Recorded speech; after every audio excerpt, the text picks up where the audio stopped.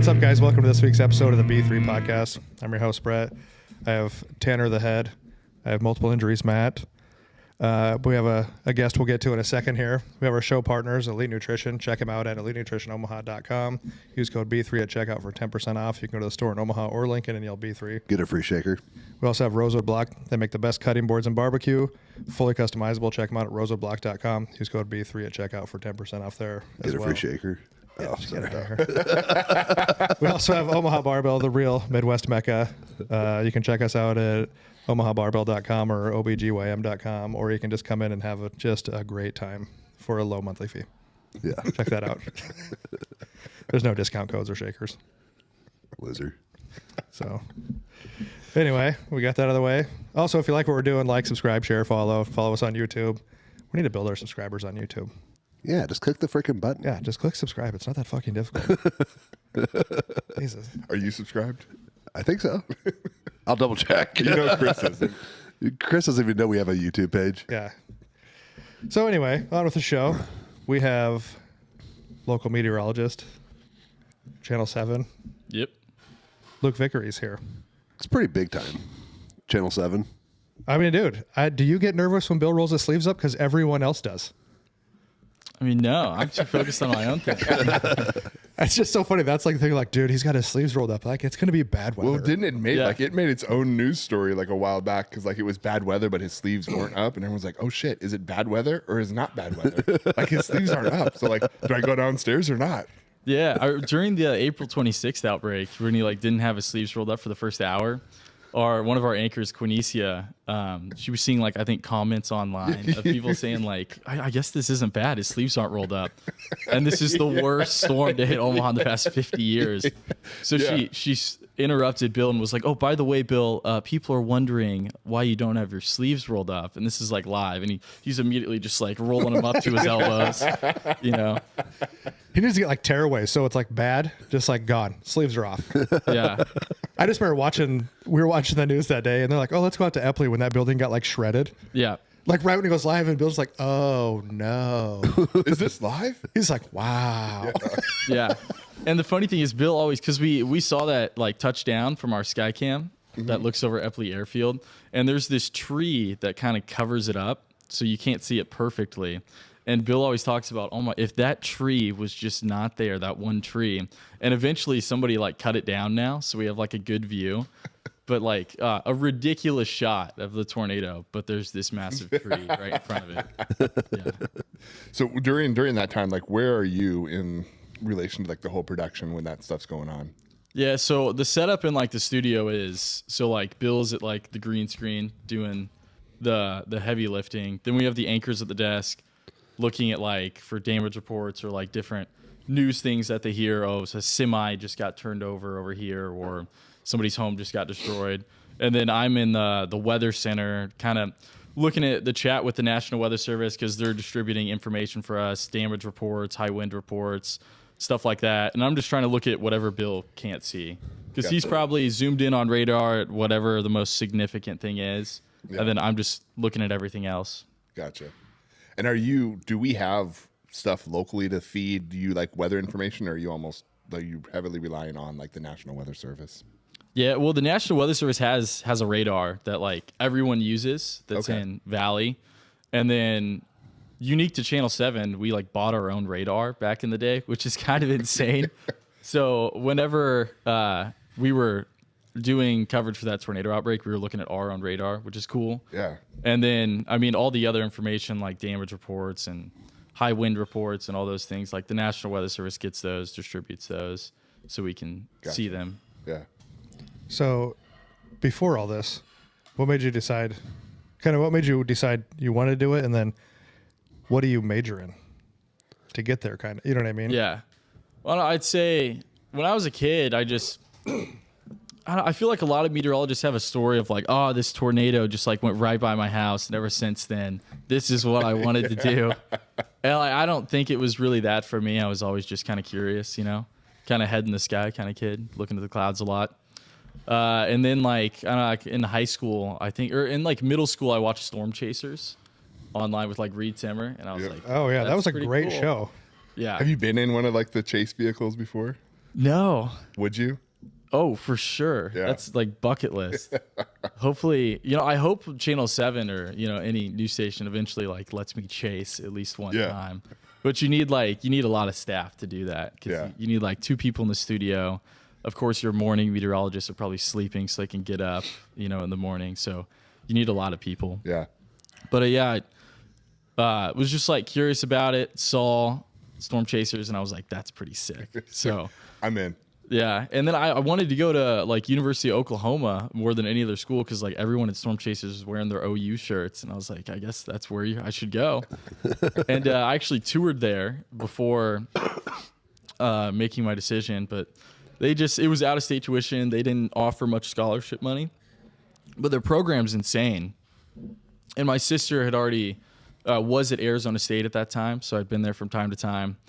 And was like, oh, they have a meteorology program there. And they also have a good journalism school. And they have this concurrent degree program. I don't know if they still have it. They might have taken it away. There was like rumors about it when I left. But where you can get a degree in meteorology and journalism, and they somehow like make it fit together so you can do it in 4 years, which was way too much work, but did it anyways. And then, once I graduated from there, got a job here in Omaha. Rest is history. Is the meteorology part, is it heavy? Like, so I'd imagine like it's pretty heavy math, physics. It's like basically science. an engineering degree. Yeah. It's the exact same structure as an engineering degree where you take Calc 1, Calc 2, Calc 3, differential equations, Physics 1, Physics 2, and then that all leads up to like dynamics. For us, it was dynamic meteorology, but for an engineer, if you're, fluid dynamics or I was going to say like fluid dynamics, their thermo, specialty is. stuff like that. Yeah. So is there geography in there too? Yeah. Somebody was saying if you have a geography degree, it's like a good prereq.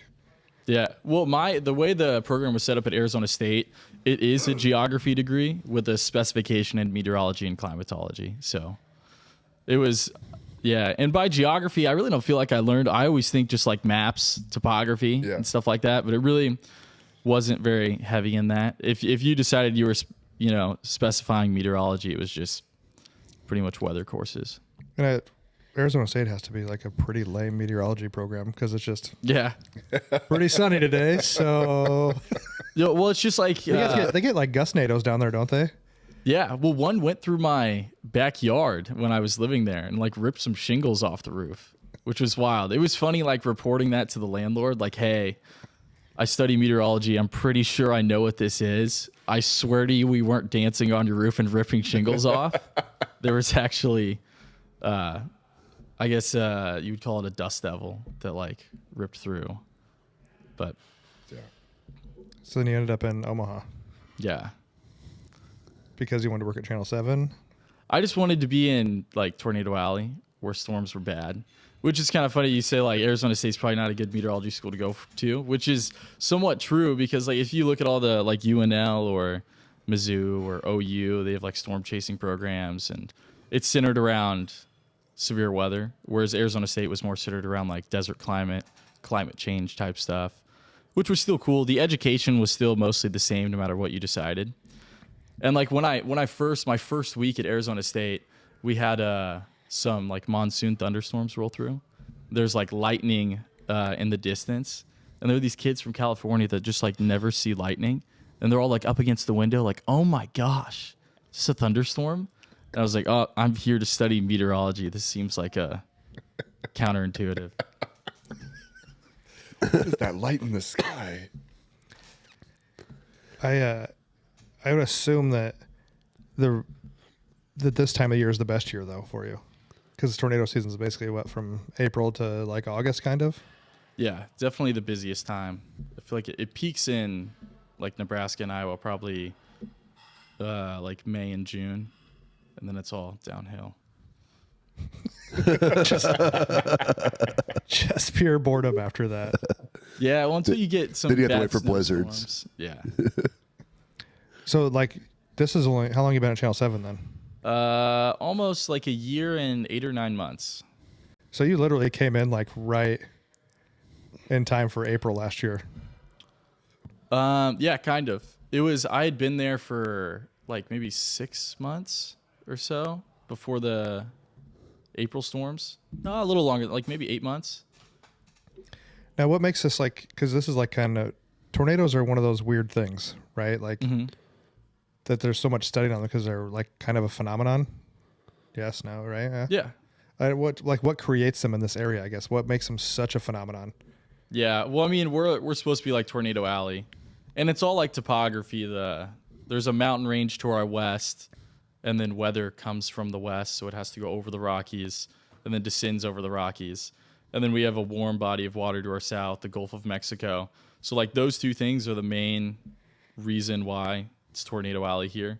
Is when air will come off the Rockies, it has to descend, and then it compresses and warms, and like warmer air is naturally at a lower pressure. So it creates a low pressure system as air moves over the Rockies, and that will bring moisture up from the south, and like just that surface area of low pressure that is there from the topography from the mountains just gives like basically storms a head start. So when a big upper level system will come off the Rockies following that, there we go. So what makes the tornado happen? Do you get what I'm saying? You know what I mean? Like, Yeah, it's well, I mean, I guess it's a combination of factors. Once you get that system that comes off the Rockies and it's moving in the right direction, I mean, in the like, I guess small scale, you need different directions. We call it like wind shear. So especially in the lower levels of the atmosphere, you need the wind changing with height, with speed and direction, and then that will create kind of a natural spin in the atmosphere. And then if you have enough like instability, then things pretty much just pop off. So it depends. You also need like the right setup. Like you want isolated thunderstorms. So you don't want like we call it like a squall line of the storms are just lined up, which is kind of what we've seen a lot in the southeast right now, like the lower Mississippi Valley with all those storms. But if they get isolated where cells are by themselves and they're not interacting with other storms, then they can spin more and you'll get more tornadoes. so when they're interacting? Is the other ones just basically mess with the atmospheric pressure of them, or what? Why does multiples together make it a lesser chance of a tornado then? You can it just soaks up all the ingredients in the atmosphere that it needs. So if there's multiple storms kind of competing for the same energy, one's going to weaken, one maybe will strengthen and become more dominant. And then you also don't want the wind shear is like such a factor. So if there's other storms kind of bouncing off of each other, it'll interfere with like the updraft of one storm. And the updraft, of course, is where you'll eventually get your tornado. So if there's more storms kind of bouncing off of each other, moving around, then it kind of just ruins the balance of everything. So you won't get a tornado to form. That's crazy. There's a lot that goes on there. What was because we had that big windstorm. What's it called? Like a Derecho. derecho? Well, yeah, there you go. Mm-hmm. A what? Derecho. Yeah. I said derecho. It was close. Like a Dorito? Yeah. I was Dorito. That's how I remember it. So that was like a whole wall of storms that you were saying that was all moving together, wasn't it? Yeah. And then, so did that just like create like a boomerang effect? Is that why we had, because those winds were crazy. And then like Yeah. when it went through, like I was driving home on the back side of it and there was nothing. Yeah. It's like there's just like a wall of wind. Yeah. Well, I mean, I think what's kind of interesting about the weather is, whenever we get big bad thunderstorms or anything like that, it's just the atmosphere trying to come back to homeostasis. It's trying to bring it back to balance. So, on the backside of the storm, the atmosphere is brought back to balance. So it's extremely calm. There's no wind. But like those derechos they can get pretty crazy. The like front side of the storm, like right when you get right up next to like where the rain is being pushed down is like where your gust front is. And that's creating more storms. So it's like constantly building upon itself as it moves east, which is kind of neat. So it's wild stuff. Do people, you just said like people from California, like they were excited about lightning, right? Yeah. Do people on the coast have any idea that we can have like a blizzard and 80 degrees in the same week here? Probably not. No. No, they don't. No, because I work with people in Philly, and they're like, Well, it's Philly will kind of- flyover country. Yeah, Philly will kind of like vary a little bit, but like the fact that it goes from 80 to blizzard to 60 all within like 4 or 5 days, they're like, I don't get Well, that. I remember it was like 2 or 3 years ago. There was a blizzard in western Nebraska. It was like 85 degrees here. We were in a tornado warning. There were flood warnings in between. And I'm like, my buddy in Maryland texts me, he's like, what is happening in your state? Like, I have. And that's all because of the mountain range. Yeah, that helps. And also, if you're in the center of the country, you're further away from a larger body of water, the more inconsistent your weather is going to be. Right, because like when you buy those bodies of water, they like act as a stabilizing factor Yeah. to kind of normalize everything out. So like you said, like we're in the middle, so you get those warm low pressure that comes down, and then you have like a cooler high pressure that comes up, and we meet in the middle. Is that kind of what happens? For like why we're so volatile, Yeah. or like why we get storms. Yeah, a little like the volatility, like we go from like these big swings from cold to warm to blizzards and all that. Yeah, I mean, you don't have a mountain range blocking anything from north to south, so Yeah. that definitely doesn't help. And it's just like a system can come in from the north and just drag in a lot of cold air, or a system can come in from the south, pull in a whole lot of warm air. And then, of course, we got a warm body of water to our south, so that's not going to, it's going to be extra warm air. What's the difference? So barometric pressure, like my wife, she gets like migraines, so she put a barometric pressure like notification on her phone. Yeah. I don't understand. What is that, and why does it cause headaches? And apparently it's a big thing. Yeah, so I actually have no idea. Okay. I see some meteorologists talk about it on air. I interned in Kansas City, and the station I intern at there, whenever there's a big low pressure system that comes in, they always talk about it. They're like, you're going to get headaches, aches and pains and stuff like that. So I wish I knew the answer. I should probably look that up. I think you and I talked about it one day just here at the gym. People talk about like dramatic weather changes and climate change, whatever you want to get into. But do you think there's more tornadoes, or do you think that's just more documentation of them? You know what I mean? Do you think the number has increased over the years, or do you think there's just more documentation of them? Yeah, I talk about this with Bill Ranby all the time, and there's definitely like a factor if there's more documentation of them. Like our radar data is just more accurate. We have like dual pole radar now, which is kind of an upgrade of what we had years back, which is, there's a pulse that goes out vertically and horizontally, where I think we just had like a horizontal or vertical pulse hit a long time ago. So basically it's like 3D, which radar is like echolocation, I guess. Like like a dolphin, puts out a beam and it comes back to them, or a bat, and that's how they see around them. So, I mean, radar, of course, is the same thing. And then if you have a vertical pulse and a horizontal pulse, you can see the size of the shape of basically what's falling from the sky. So you can tell if it's a raindrop or a hailstone.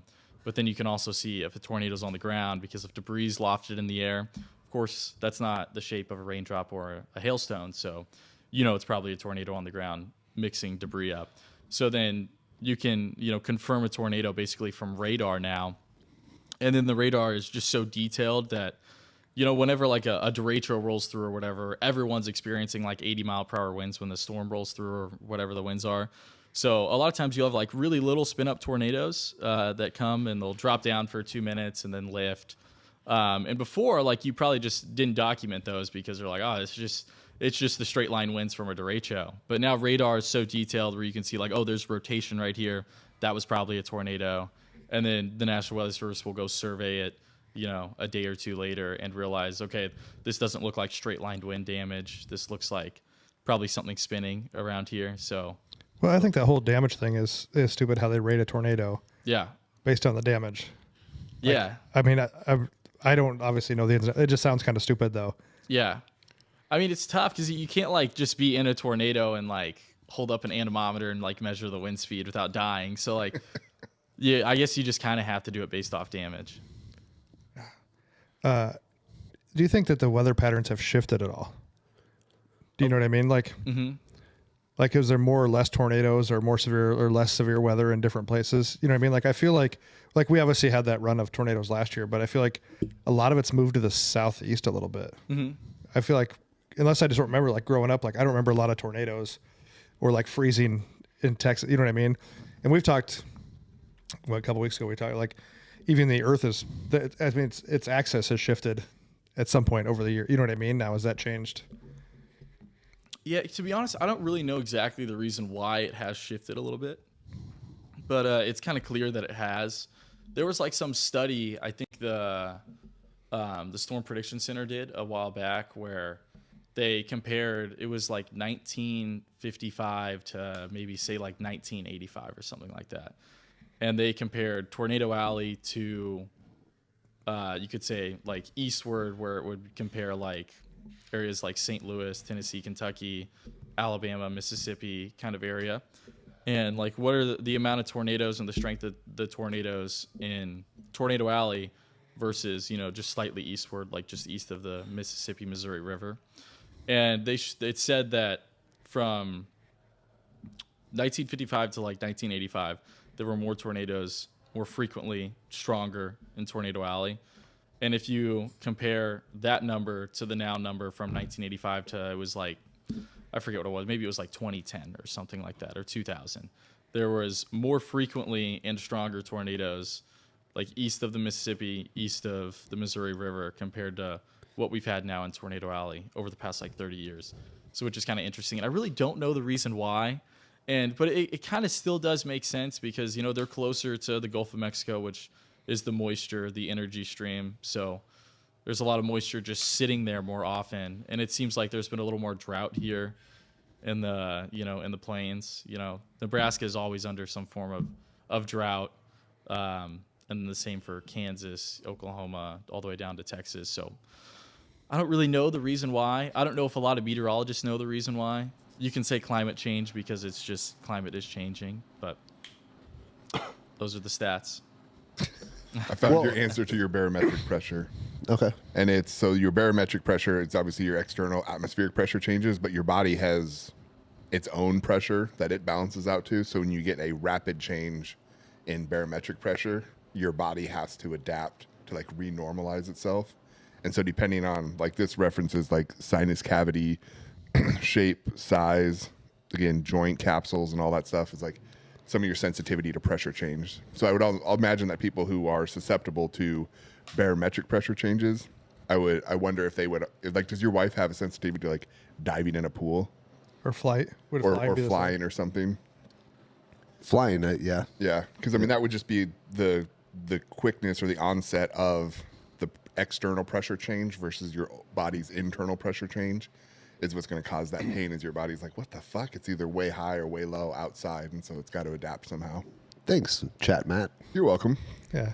Do you guys ever feel a difference? I If a big storm's rolling through, I do you just feel aches and something pains? something hurts every day, so I don't really. I can tell, like, if it's with thunderstorm, my joints will get tight. Probably from carrying your head around. Probably. It's higher up in the atmosphere. Yeah. Yeah, I That think. barometric pressure change really affects the Yeah. head weight. Yeah, I just think because I'm like 150 in powerlifting years, so like something hurts Yeah. every day. If it doesn't, I assume I'm dying like the next day. Like you have that last good day, and you're like, Yeah. well, fuck, I'm checking out tomorrow. Like that's it. Do you guys feel like you have more aches and pains from lifting heavy over the years than an average human? Yes. Yes. Yeah. It's not I mean, Matt's torn like everything, Yeah. so that's not like a good reference. But I also think like coming off of it from training, like I think we were, at least I was like kind of on the tail end of the, oh, you hurt, just put more weight on the bar, it'll figure itself out. And like now people I think are a little more proactive with recovery, and trying to prevent themselves from getting hurt. Where I think like when we were lifting, it was just like, oh, it's not if you're going to get hurt, it's when you're going to get hurt. And it's just like a thing that happens. So it was like, Yeah. oh, Well, and you're like, yeah, it hurts, but I lifted more weight, so who yeah, cares? so who cares? Well, we've talked before. Like when I first started doing competing, if someone had a foam roller to meet, they were like, wow, like because like no one now everybody like rolls in with like foam rollers and like mobility shit like that. That was like no one had that shit when we went to a meet. He just showed up and I had like my singlet and like some shoes and And like a bag of gummy worms. yep, and that was it. Just made her through the day. Like So like, I feel like reverse hypers and stuff like that are in a lot of gyms nowadays. So say like 10 years ago was like the injury prevention, doing like reverse hypers, hyperextensions, stuff for your hamstrings and your knees and reverse sled pulls and stuff like that. Was that common 10 years ago? were you talking like basically everything Westside started doing? Yeah. Yeah. It started like, no, it wasn't very common. Like we had that. That's what, when I was talking before the show, like we had that stuff, but we trained a lot of West Side stuff. So that's kind of where people would like, hey, can we come train? Right. I think some of it too, kind of what you had said, Tanner, like people started trying different stuff to like get stronger. And so like the super high rep stuff that Westside did, I don't know if when they started doing that, they realized that it was really promoting tendon health. I think they just realized that maybe they saw that they were getting stronger, and they're like, well, fuck it, I'm going to keep going, not realizing that it's because their tendons were stronger, they could train more, and they were a little more durable. And it wasn't until like more research kind of came out to like, oh, it's actually good. Yeah, just you. the more high volume, lightweight, just blood flow stuff. Like, I mean, most power lifters I knew years ago, and I'm still the same way today. Like, I walk in and I warm up with whatever I'm doing. So if I'm benching, I don't stretch, I just bench. If I'm deadlifting, I just deadlift. So, now that I see these young guys, they're like have like a 40-minute routine. I'm like, to get ready. I'd be tired by the time I got done. I'm like, I'm already done, dude. yeah, like I also just have, I don't have time for that. But yeah, so I think there's a lot more. I think younger people are probably going to be a lot better off not being injured. There's a lot more knowledge out there. Yeah. I mean, we had a break first for them to know what to do. Yeah, basically. I mean, I think what helped a lot of people was when, I don't know if you remember, like when Kelly started doing like all the supple leopard stuff. He was big with CrossFit. But he did like that mobility WOD site. Mm-hmm. He did tons of stuff with mobility. I think he really pioneered, at least, I don't know if he pioneered, but he brought forth the concept of prehab, of like, hey, if you can't get to this bottom archetype positions like the squat, if you can't squat all the way down without your tailbone flexing all the way under, like, that's not right. So like, where is that? And people are like, oh, it's my hip. And it's, well, it could be your ankle. And so like, work systematically to see, here's kind of like the standards of what you should be able to do. And wherever you have a restriction, work on opening that up. And so it was really big on just, let's open up these movement planes so that you can reach those full range positions without compromise. And I think, yeah, he really he kind of, now it's called the Ready State, I think is his site now. Mm-hmm. But yeah, he kind of got a lot of the prehab mobility stuff like moving. But that was when CrossFit was like at its peak. Yeah, he got affiliated with them early. Like he came in like the same time Reebok did.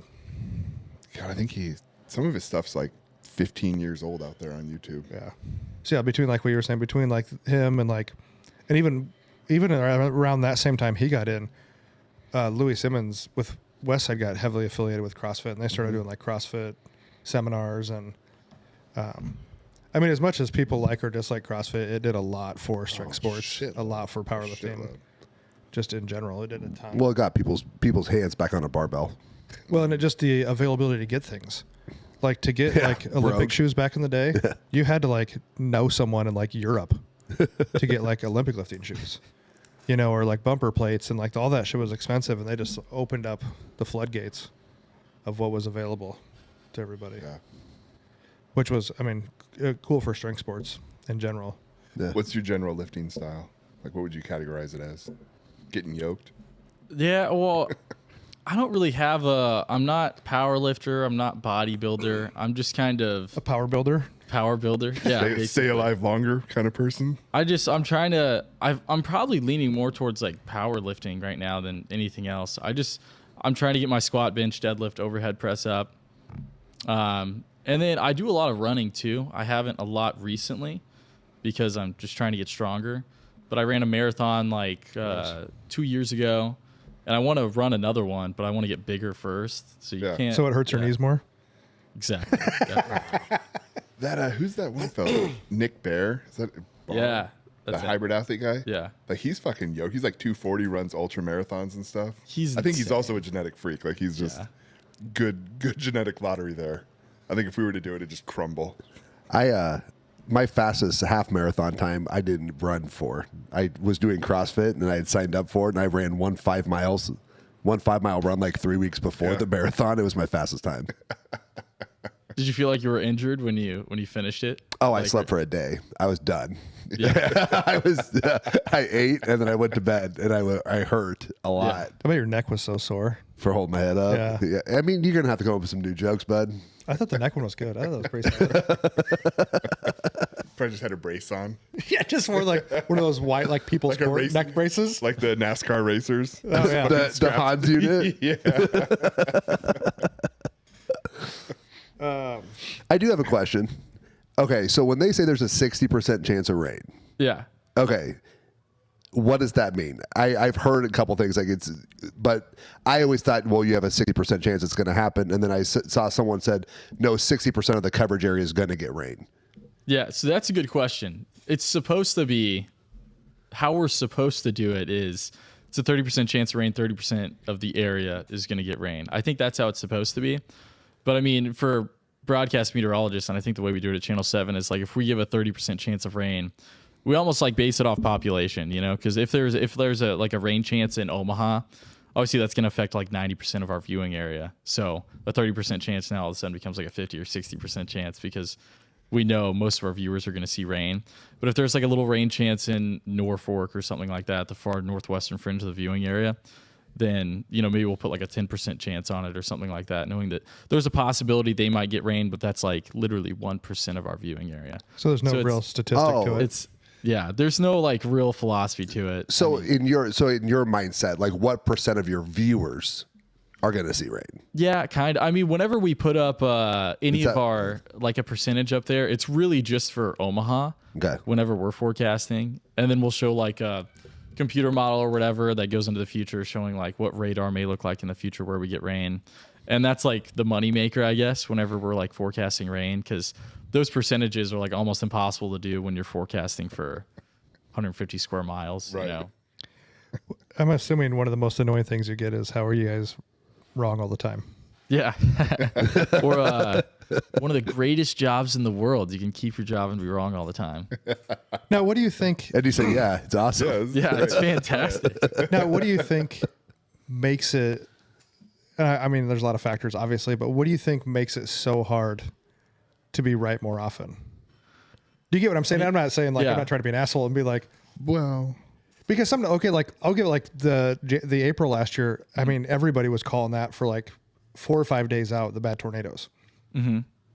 I mean, if you got on like the That weather blizzard, the blizzard we had, they were 3 or 4 days out. yeah, like you get on the Weather Channel app and like everybody had like the red, you know, exclamation, like everybody was calling that out. Like, how can they be so sure with that one, you know, where it stayed true? And obviously it's a volatile atmosphere. I get that, but like, what do you think is what makes it so hard to be right more often?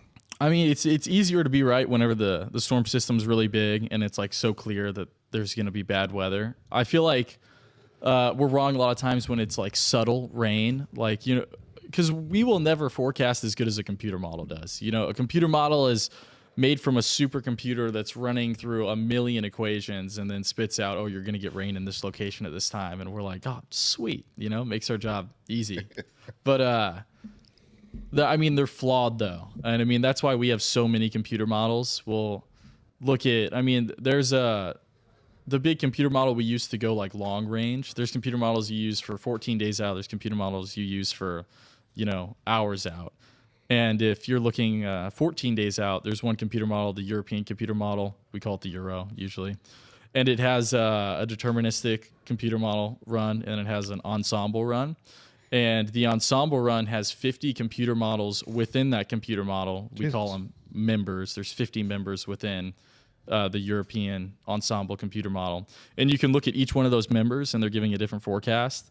But it'll average everything out and give you one forecast as well. So we'll like use that stuff a lot for like long-term forecasts because, you know, computer models are just flawed. So, and that's how we try to get like as accurate as possible, basically by just looking at as much data as possible from the computer models. But then there's like, obviously, you know, if you're always just relying on computer models, what do you need a meteorologist for? If they're just, you know, putting the number on the screen and reading it for you. So there is some like, I guess it's kind of an art at the same time. We need to know like, oh, the air's dry. Rain doesn't like dry air. Maybe it won't happen. The percentage chance is now lower because of this reason. I don't know.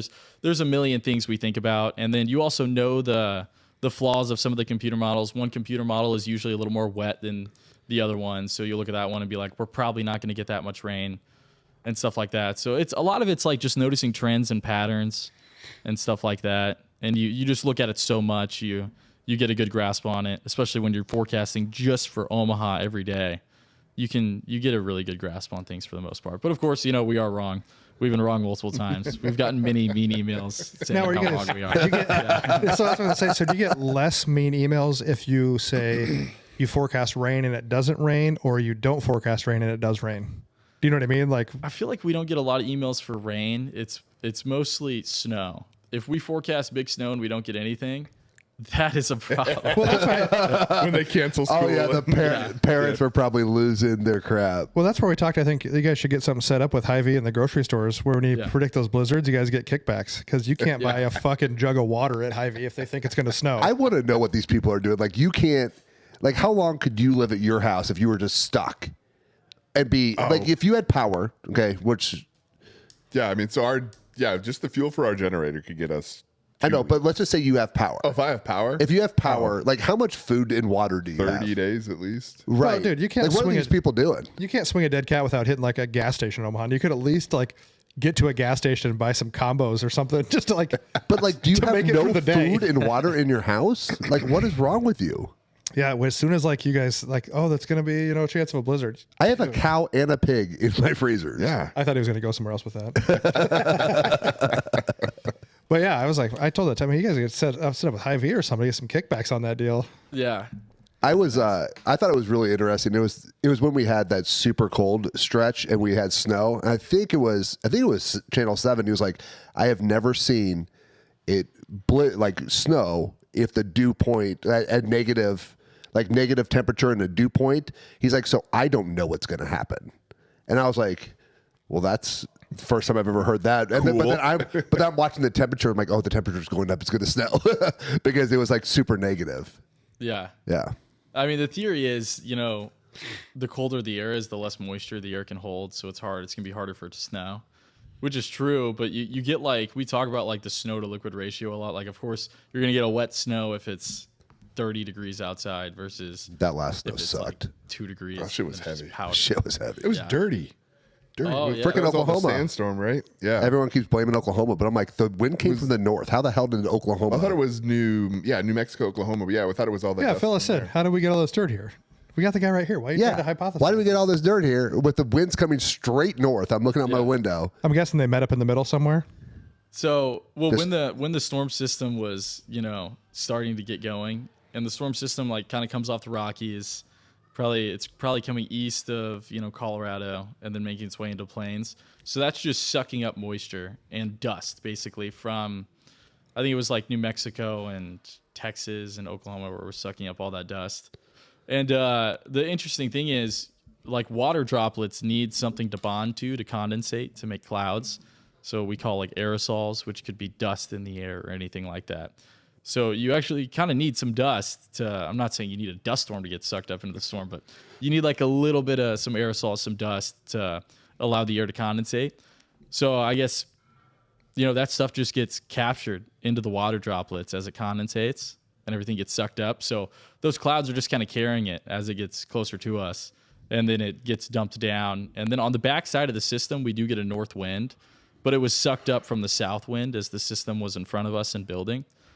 And then it just kind of gets released on the backside. So, Yeah.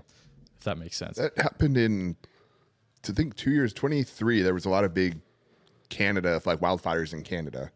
And there was a storm system that came through and came down through Philadelphia, and it rained, and it smelled like a campfire from all the smoke particulates that the clouds had picked up. It starts raining, and you're like, is that a fucking campfire? Is that a bonfire in the entire city? It was weird. But it was That's also scary. Yeah, dirty. that's crazy that winds. It's crazy winds can carry stuff that far. But I suppose it just keeps hitting the next system before it can drop out of the atmosphere. I'm assuming. Yeah, well, I mean, it just gets soaked up into the clouds, and the water droplets just kind of bond with the dust or the smoke or whatever it is and carries it until it rains. Nice. And then we have dirty ass cars. Yeah. Yeah. Yeah. Just dirty. So it's getting to be severe weather season. Yep. We had a little clip about it, which got a lot of good views on it. But what's your best advice to everybody out here? I'm sure you guys talk about it all the time. How to prepare yourself Yeah. for your season. I mean, just having a plan, know where you're going to go. I remember when I was a kid, my aunt and uncle, cousins, who lived in the same town as me, just north of Kansas City, little town called Kearney, spelled and sounds the same as Kearney, Nebraska. But they lived in an old farmhouse in the middle of the country, which was 10 minutes away from where I lived. And they didn't have a storm shelter at all. I think they had a underground, whatever you call those. On Like a farms. cellar? Yeah, a cellar. But it was probably filled with snakes and just they're just not going to go in there, Yeah, my parents used to have one, and it was always the scariest thing. Yeah. So whenever, storms would come and they'd see it in the forecast, they would just, sleep at our place at night. So things like that, just have a plan, know where you want to go, know if it's your basement or, wherever you want to, have your safe place. So when storms come. And watch Channel 7. And watch Channel 7 for Bill's sleeves. You don't even need to have the volume on. You just look at the sleeves and know. Yeah. And it's nice now that we have like the live stream and stuff on your phone. So I was going to say, that's nice. So if you lose power, you can still. Yeah. Because before, if you lost power, you were just like, well, you do like any good Midwesterner does. You just stand outside and watch it. Yeah. So during that blizzard, we had no power and their cell phone tower was out. There's only one out there. So I went and had to get a tune radio, because I have one just for shit like Does that. it have the hand crank to charge Yes, it too? Fuck I have that. Yep, we got one. And I was trying to show my 12-year-old on how to tune a radio. He's like, this makes no sense. I'm like, I bet it does Really? not.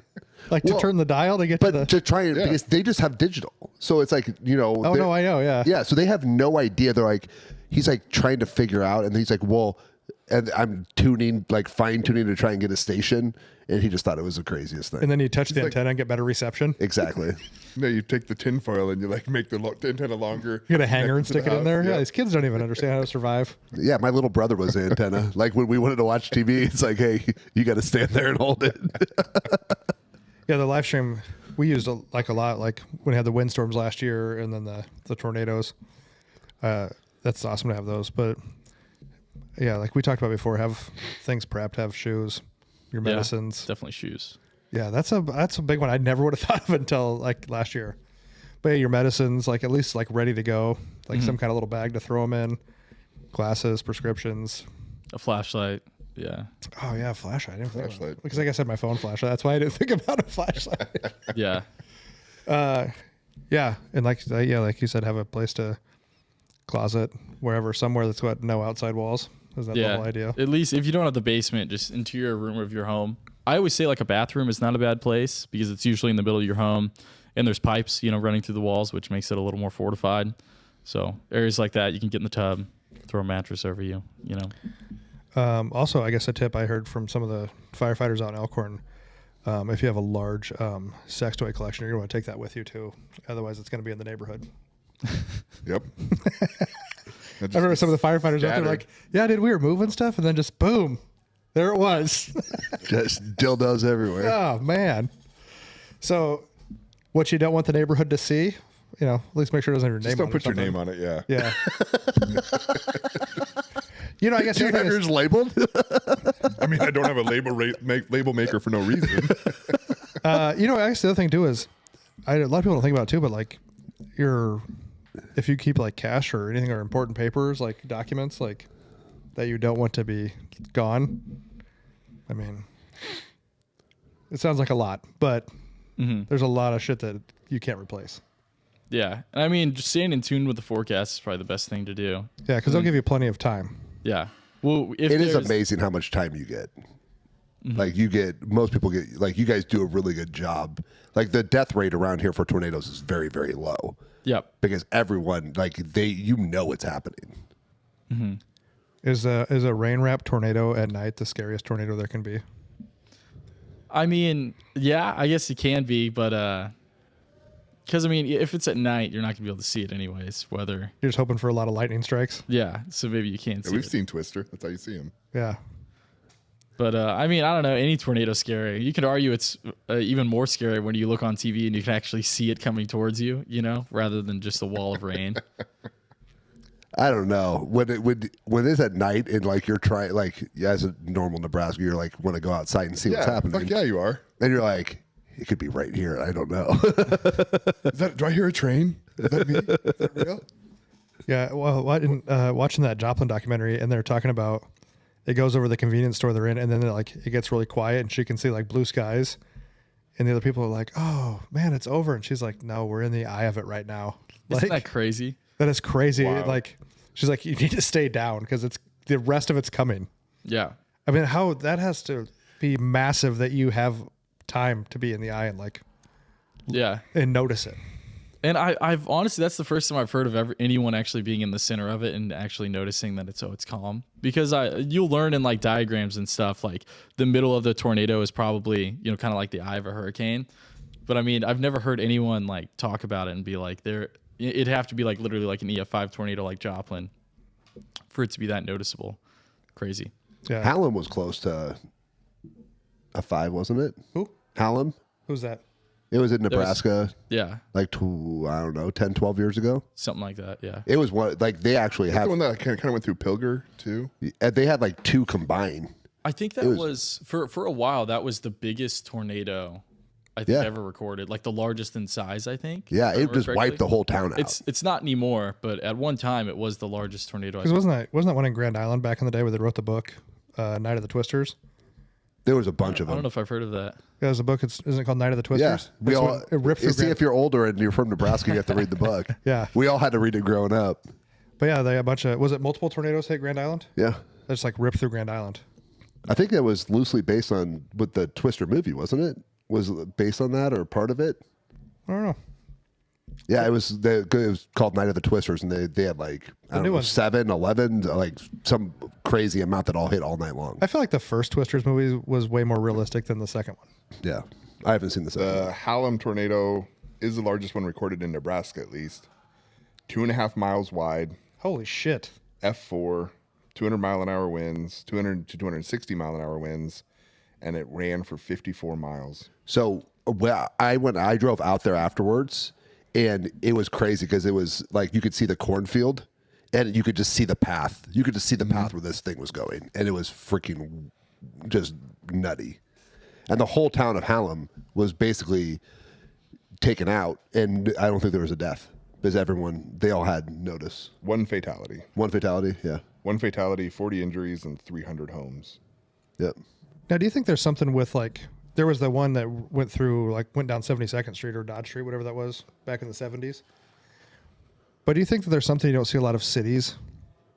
Is it something with the heat in the buildings, like it can't get enough, where you don't see tornadoes really like through downtown Omaha or like, you know what I mean, a more concentrated area? Yeah, and I mean the heat argument, which I think I've heard before, of like, oh, maybe it's just there's a heat bubble or whatever, and that would just mean like more energy for the storm. And I don't mean just like the Oma Dome Yeah. thing. I just mean Yeah. cities in general. Yeah. Yeah, But, the Oma Dome. I've got that question a lot of times, and there's really no reason why a tornado can't just roll right through a city. You know, I imagine once it hits, a skyscraper or something like that, the wind would get all jacked up, and it wouldn't be a balanced storm anymore, and it might lift or something like that. But I think the reason you just don't see a tornado hit a lot of big cities is, I mean, for one, you take like Tornado Alley, and like how many big cities do you have inside Tornado Alley? And then imagine, I mean, most tornadoes are pretty small. Only a handful of them get large. Well, it's like last summer you look at that where it hit Elkhorn and then basically like went up over Omaha and then dropped back down at Epley Yeah. and then kind of went across the river and into Iowa. So like, yeah, why didn't it drop like right over Omaha? Or yeah, it picked up and yeah. And it's funny, whenever that was happening, we were doing wall-to-wall coverage. I remember, because Bill wasn't focusing on that storm at that moment. I think he was focusing on another storm, because, I mean, there were multiple tornadoes on the ground at the same time. And I was watching that storm, and I was like, oh, my God, is this going to drop right on Omaha? There's no way. And I was watching it, and then the National Weather Service put a tornado emergency on that one. And all our mics were hot, so if I talked, Bill would hear me. And I think somebody else was talking. I didn't want to interrupt him, so I put a sticky note on Bill's like little area by the green screen, and it said National Weather Service tornado emergency, Douglas County, like Omaha. And he read it, and he was like, "Uh-oh!" And then it populated on our maps and everything. And then he was like, "Let's take our sky cam looking at Epley Airfield," and then it dropped right there. Which was crazy. But I mean, there's no reason a tornado couldn't enter into a city. I think we just haven't seen it happen because, I mean, the odds are just so low of it hitting any particular, 5 mile by 5 mile area. So I know eventually it'll happen. I bet, I guarantee you. And it has in history. If you look back before we obviously had skyscrapers built, there have been cities that have just got destroyed by tornadoes, but none in the past 50 years or 100 years or whatever it is. Yeah, it's crazy. I just didn't know if maybe it couldn't, with such dense buildings, that maybe couldn't get enough updraft or something that it needed to. Yeah, I feel like if it did just go right through the heart of a city, it probably would lift after it hit a couple big buildings. Crazy. I thought there was more. Yeah. GPT says that there's nothing about the city structure itself that should prevent it. from happening, but that it's a perception thing. So like Luke was saying, it's if you think about like the land mass that it has to hit, the vast majority of it, 95% of it's just rural, and cities are such a super small target. In Nebraska, like 99% of it is rural. So it's just unlikely to hit. But because I also prompted to see if like the weather dynamics would be impacted by like the buildings in there, and at least GPT doesn't think so. Yeah, I mean, it's just crazy, just like where you see it, like go through a neighborhood and then like leave a whole other street just untouched. Yeah. And a lot of that, like a tornado can go over you and you can have less damage than your neighbor where the tornado also went over you. And a lot of it has to do with suction vortices. I did a video on this after the April 26th tornado outbreak.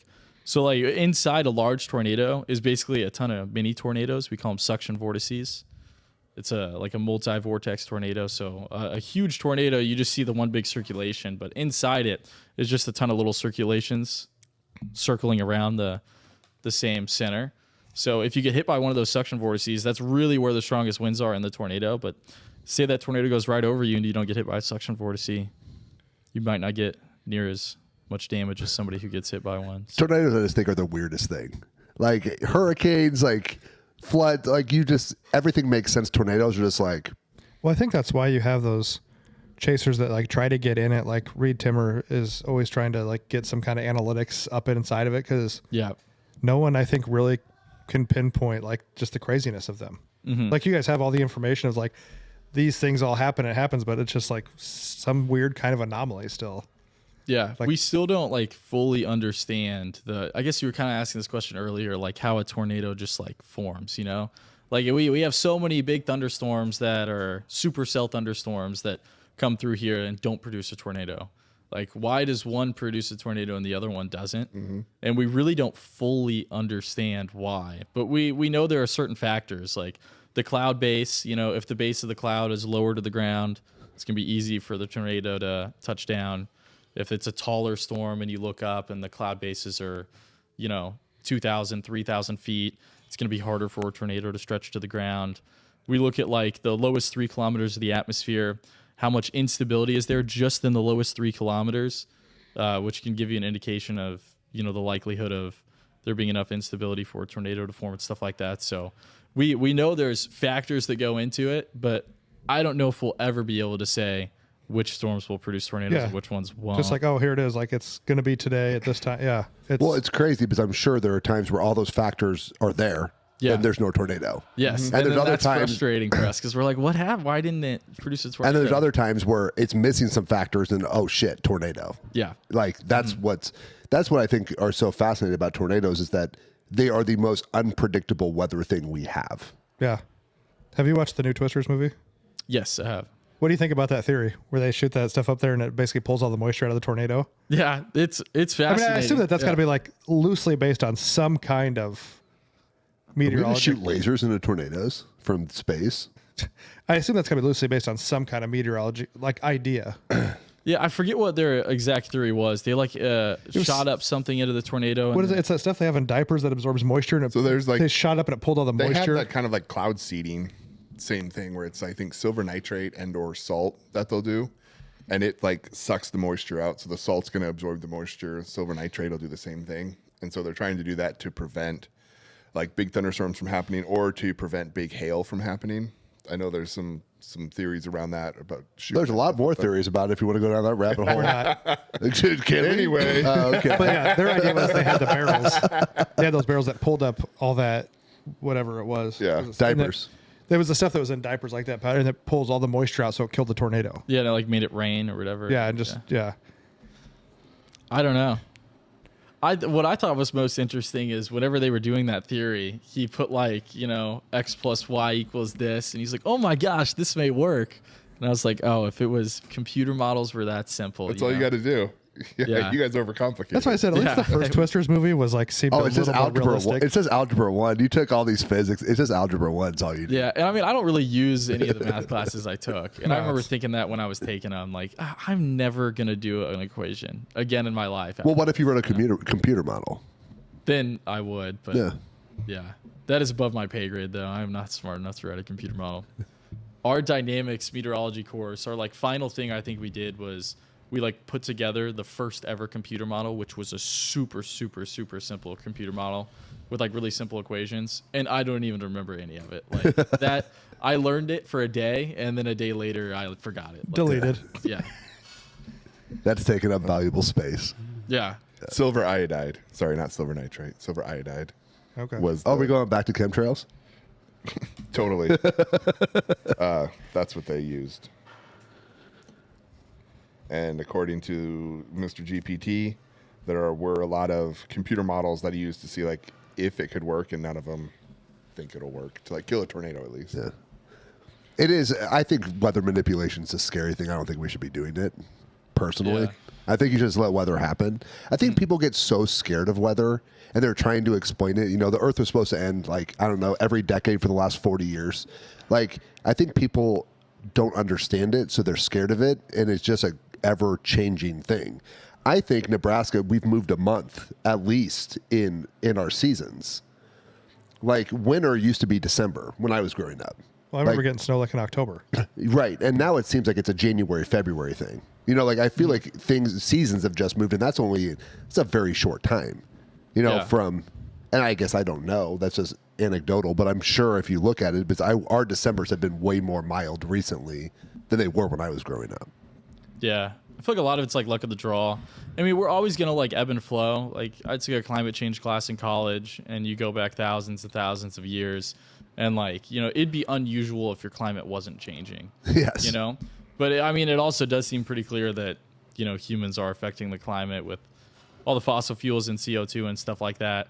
I think it was if it was happening at a faster rate than it is right now, I'd be a little more worried. But I mean, when you look at the numbers and like, I don't know, I think it's like we've changed like 1 degree or 1.5 degrees on average warmer than we were like however many years ago.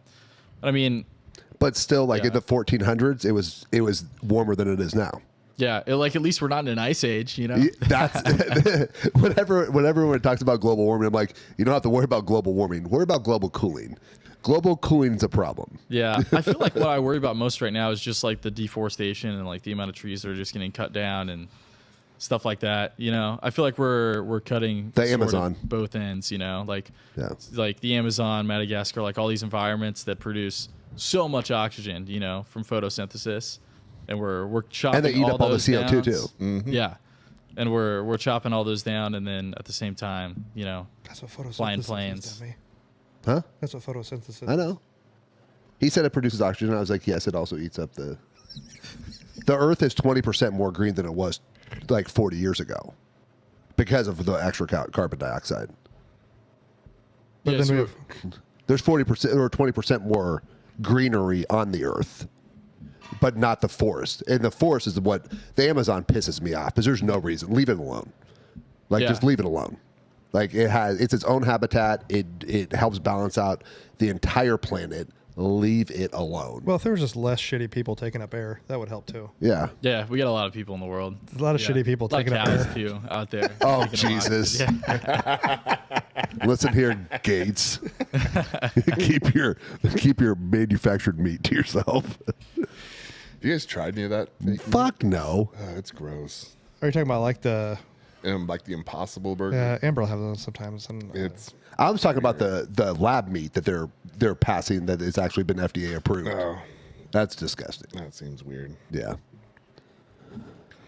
you got anything else? What's one of the oddest or coolest weather phenomenon you've like either learned about or seen? Oh, easy.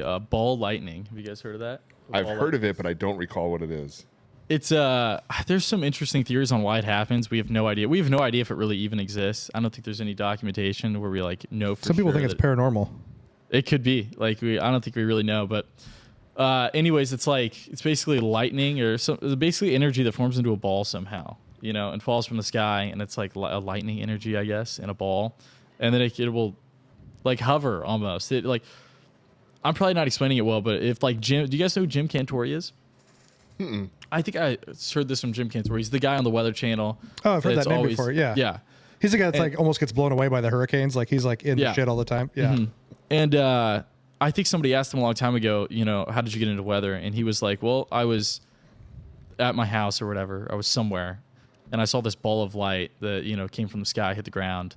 and it just like started flying everywhere. It like went into a house or a barn out back, and then it just disappeared. And he was like, ever since then, I've been fascinated with weather because it obviously came from the thunderstorm, or at least he thinks it did.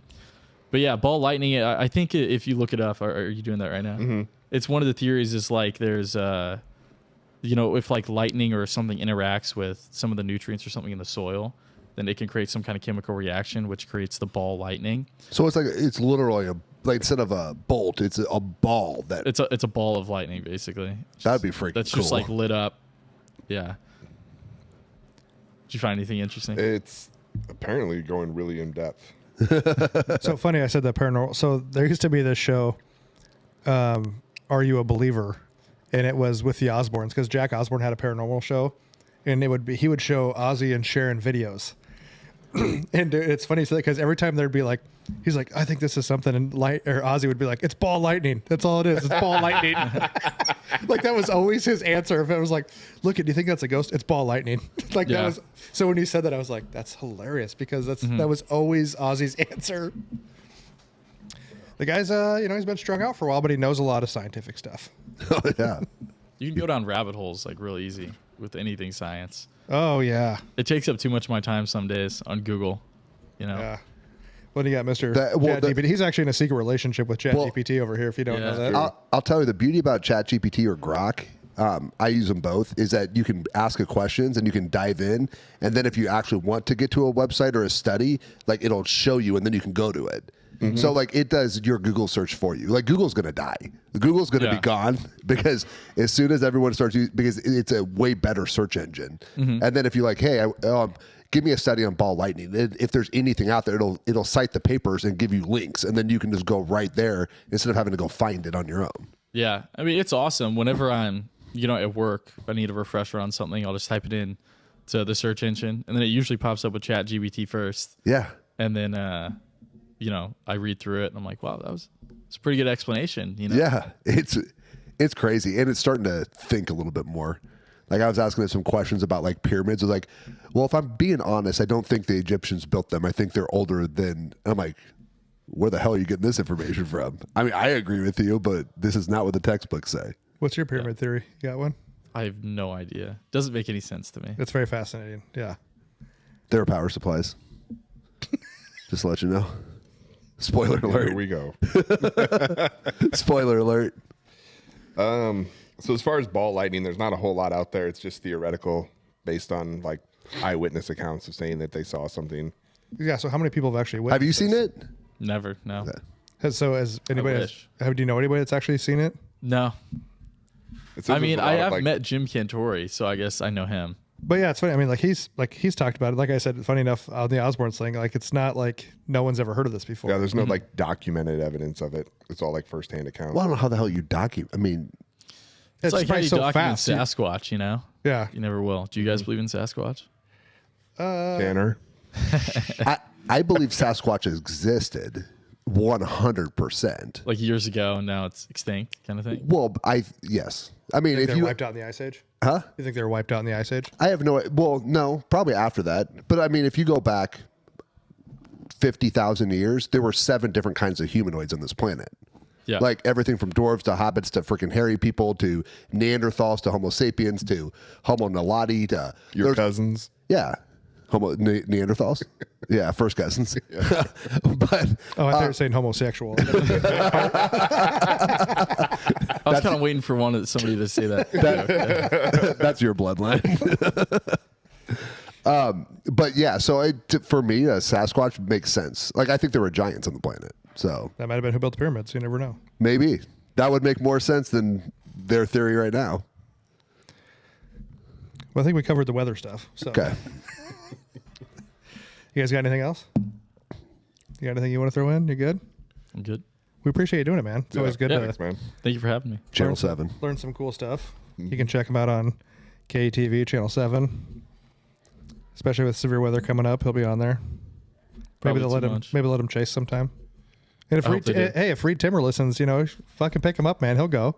Yeah. Calling sick one day just fucking to. awesome to hop in one of those. It was like, so the great. armored ones that just like drives Yeah. and just plants down. KETV should just, send a camera guy with me. I'll get in Reed's Dominator, whatever the heck he calls his. Yeah. But Dominator, man. We'll probably get some phenomenal footage. Yeah. It was great when the guys from the Full Send podcast went with him and Bob Menery, and they intercepted that first one on the interstate. And Bob's like, "I'm leaving. Drop me off. I'm going home." Because they just they just park and he drops it down and sits there, just like, Yeah. I need That'd to be go home. awesome. I'm in. And so they literally took him and he left. That's I need hilarious. to watch that. That sounds awesome. Oh, They when have they crossed I-80. Yeah. Yeah, Yeah, that one. They had great footage of that one. yeah. The videos, because he must have 2 crews. He's in the Dominator. I think they have another crew that's out there. And they were filming the tornado as it was coming through Minden, and right when it turned to go up my sister's street, the video stops. Wow. Damn. Because they have their whole thing. They chase when there could be casualties, chasing stops, and they go to like help and rescue. That's their whole like policy, Yep. which is cool. But yeah, the tornado, it shreds a couple buildings that were on the south side of town, and it starts to turn, and it's gonna like go to my sister's street, and then they stop recording. Yeah, that whole event was so unique because 90% of tornadoes aren't photogenic. You can't videotape them. Yeah. And then a lot of times they're not close to, a metropolitan area. So you just don't have people with cameras on their phones that are going to, get video. And then that outbreak was just all these tornadoes so close to Omaha. And then they're, you can see them all. They're photogenic. People are taking videos of them, Yeah. And then we even got them on our sky cams, that we use at work that are placed various areas throughout the metro. Like that'll never happen again. Like I could do this job for another 40 years. I don't think I'll ever see another tornado touch down live on a sky Right. cam at work, and destroy part of Eppley Airfield. Like that'll just That was never fucking happen wild. again. Yeah. I love the reaction to it where he's like, is this live? Yeah. It's like, And it's like, oh, Oh, or like Bill? yeah, it's like, oh. Yeah. There were multiple times I was just like speechless during that event. Yeah. Like what in Well, and I feel for you guys. Like I saw some comments out there. People are like, "Oh, they're like, it's like they're excited about this." Well, of course they are. This is what they wait their whole fucking career to do. Like, Yeah. They're It's not not- excited for destruction. They're excited because it's excited weather. to have, to Yeah. have the like information to help people. you don't get into weather because you want it to be sunny and yeah, 70 every day. you don't watch Yeah. NASCAR to not see the wrecks. Right. Okay. or Yeah. hockey to not see fights. Yeah. Yeah. Yeah. So yeah, anybody's listening, like, don't be offended. They do care about you, but they are also, Yeah. like, this is their fucking Super Bowl, like a big event like that. Yeah. So, A so part get of off me their ass. wishes it would have happened maybe a little bit later in my career. I feel like, I've only been doing this job for like 2 years. And then the worst outbreak I'll probably ever see happens within the first year. Apex early. Yeah. Yeah, but then you can always like, back in the day. Yeah. Like, Yeah, that in was, 40 years, you could be like, back in my day. or you can Yeah. get back in my day, like 2 weeks ago. Yeah. So, but yeah, we appreciate you coming on, man. It's always, weather's a crazy thing. I think it frightens a lot of people. Yeah. So, but everybody listen, pay attention, have, like he said, have a plan, be prepared. But we appreciate you guys listening, and we'll see you next time.